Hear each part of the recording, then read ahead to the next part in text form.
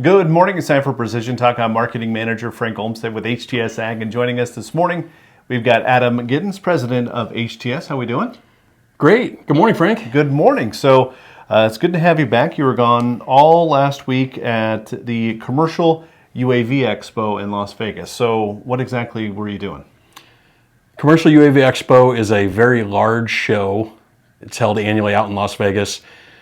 The unfortunate thing is we didn't get to really see the light of day for about 3 days during the show while we were there, just because there is so much going on. There's nonstop sessions and a trade show, and we helped work the trade show with Sundance Media Group, one of our partners. The time we got to spend on the show floor and interacting with and talking with people, you've got to understand this show is spread across every industry for drones or for UAVs, not just agriculture. So there's somewhere around 4,500 people in attendance at this conference. Very large conference and just some tremendous information. So we got to learn a lot about new information from the FAA. We got to learn about new aircraft that are coming into the industry. And we got to network with some really great people from all different industries that are all utilizing drones. So I was going through the photo dump that you sent me for their social media stuff and our marketing department. But what is Part 108? Part 108, we're all familiar with Part 107. That's the Commercial Remote Pilot Certificate that's currently in effect. The FAA has just recently released, they're calling it an NPRM. They recently released this NPRM, which is a Notice of Proposed Rulemaking for Part 108. And Part 108 has a lot of different pieces to it. Part 108 will enable flights beyond visual line of sight, and it will enable flights for heavier aircraft. We'll be able to fly up to 1,320-pound aircraft. Wow. So that's a big spray drone. That is in our industry. Yeah. Others are really excited because that's a big package that they can deliver. That is a personal aircraft that people could ride in and potentially, so there's a lot of potential use cases for these new regulations. These won't go into effect until probably sometime in 2027, but this proposed rulemaking has been released and is open for public comment now. And so we got to hear directly from the FAA and others in the industry that understand what got put together in that 700-page document that they released. Did you read it all? I did not. Okay. I read the Cliff Notes version. Hey, ChatGPT, what does this mean? I have a fair understanding of the rules. I have not read all 700 plus pages. I've read some of it, but it is going to be a tremendous step forward for the drone industry in a whole bunch of different ways. So we're really excited about that. Absolutely, and just from an ag point of view, we're kind of limited on what spray drones can do because you're kind of filling them up and changing batteries quite a bit. But if you can haul that much weight, that means bigger batteries. That means more chemical. That really speeds things along and it really jumps the industry forward that much more. Right, and a lot of what we can do today is we can get a waiver or an exemption to be able to fly some of these larger aircraft, and that's what a lot of things are happening now. Part 108 will enable some rules that we don't have to get all of these waivers and exemptions to be able to fly the aircraft we're already flying.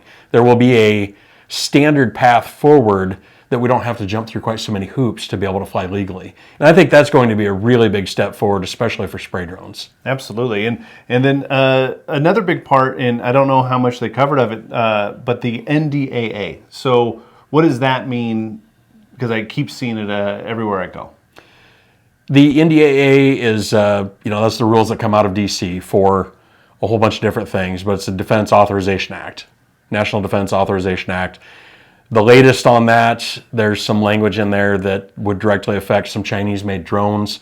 So we're trying to stay abreast of that, and that's just such a fluid situation. It's hard to really understand how that's going to shake out. But we do have some impending deadlines coming up here at the end of 2025 that could change the landscape of the drone industry pretty significantly. So a lot of industry, a lot of people right now, especially in public safety and other, critical type drones, those people are looking for NDAA compliant drones is kind of the name that's been thrown around. That would be a drone that has either been made in the US or it's made in a non-adversarial country. So European Union or other places like that. The long and the short of it is there's a lot of drones out there that are coming out of China currently and at very low prices. And so the rest of the industry has had a really hard time keeping up. But we're seeing a pretty tremendous shift with current regulations where I think we're going to see more of the NDAA compliant drones and more of the US built drones. Of course, we have already seen the writing on the wall. HTS Ag has made steps a couple of years ago. We've been heading down this path because we saw this was coming. So we are already working with Aerostar Dynamics, for example, that make a fantastic spray drone that's made right here in Pennsylvania in the US.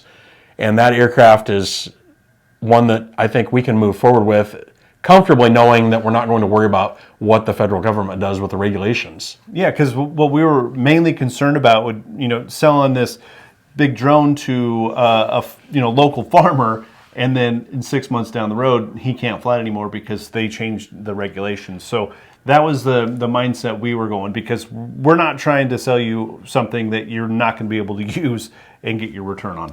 Yeah, it would be really sad to spend $20,000, $30,000, or $40,000 on a spray drone that you either A, can't get parts for anymore, or B, is just plain illegal to be able to fly in the U.S. And so for those reasons, we have already taken steps to offer other products and be able to offer a product that we know we can stand by long term. And that's one of the reasons that we had people, myself and others, at the Commercial UAV Expo, is we have prided ourselves for a dozen years now on being some of the best in the industry, some of the most knowledgeable in the drone industry, not just in agriculture drones, but across the entire industry, so that we understand well both the regulations, the aircraft, and everything else about the industry, and we can continue to bring the best solutions possible to our customers. Absolutely. And some of those solutions include training and sales and helping you get compliant so you can fly these drones illegally, because the last thing we want is for you to buy a drone and not be able to fly it because you got your wings clipped because you weren't being compliant. So anything else you wanted to add this morning about the commercial UAV? The last day we were there, we had the privilege of being able to take part in the night flight training that was out there. I was actually one of the instructors out there for that night flight training session. And if you've never been to Las Vegas, just south of Vegas, about 30, 45 minutes, is the Seven Magic Mountains. Beautiful area, you look it up online. But we got to go out into the desert, out to the Seven Magic Mountains. We lit them up with some big lights and got to go fly drones at night and instruct people on how to fly safely at night. And that's just one of many different training sessions that we offer here at HTS Ag. And it is so much fun. That is one of my favorite classes to teach. And Seven Magic Mountains is probably one of my favorite places to teach it, just because it's so picturesque. Oh, absolutely. So if you have any questions, or you want to learn more about what it takes to be compliant and fly a drone, for whether you're using it for ag or you're using it for real estate, you have to have that compliance, and we can help you out here. Give us a call at 712-744-4468, or you can find us on the web, htsag.com, and follow us on Facebook, LinkedIn, YouTube, X, Instagram, Snapchat, all at HTS Ag. Thanks, Adam. Thank you.